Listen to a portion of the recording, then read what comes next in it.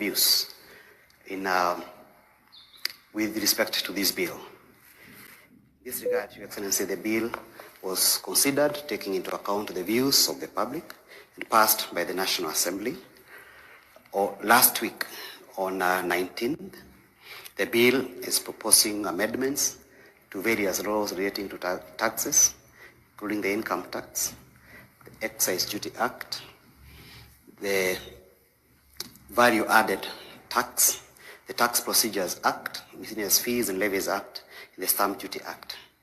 There is seldom any new taxation measures being introduced, Your Excellency, other than some few areas which largely came from the National Treasury or others that came through the public participation process.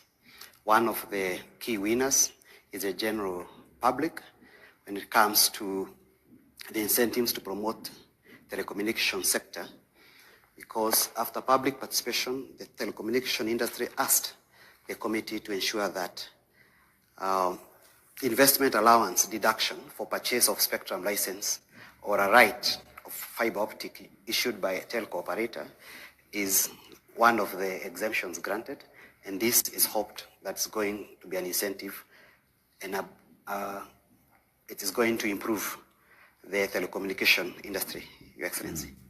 Allow me, Your Excellency, to resign my commission for today. Thank you. Thank you very much. With Your Excellency's assent, the three bills are now formally entered into the rolls of laws of the Republic of Kenya. By your signature, sir, they have acquired a full legal force and become a part of the country's body of laws. Your Excellency, as we draw this ceremony to a close, may I most graciously invite you to present a signed copy of the acts to His Excellency the Deputy President, who shares with you the heavy burden of steering the management of the nation as your principal assistant. If it pleases you, sir, you may also kindly present copies to the Solicitor General for publication into law and to the Cabinet Secretary for the National Treasury for implementation. As a symbolic reaffirmation of the interdependence between the legislature and the executive in the governance of public affairs, Your Excellency may graciously present ceremonial copies of the Act to the Speaker of the National Assembly, the Leader of the Majority Party in the National Assembly, the Leader of the Minority Party in the National Assembly, and other members of Parliament present, and all esteemed state officials in attendance.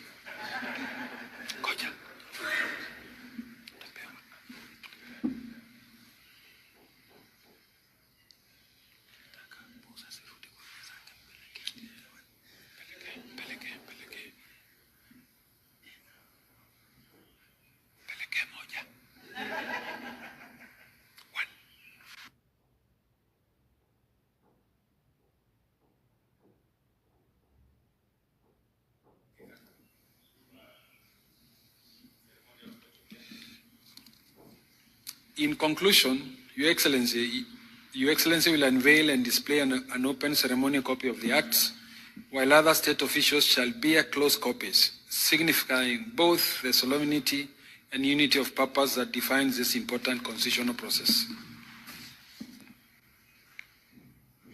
I thank you.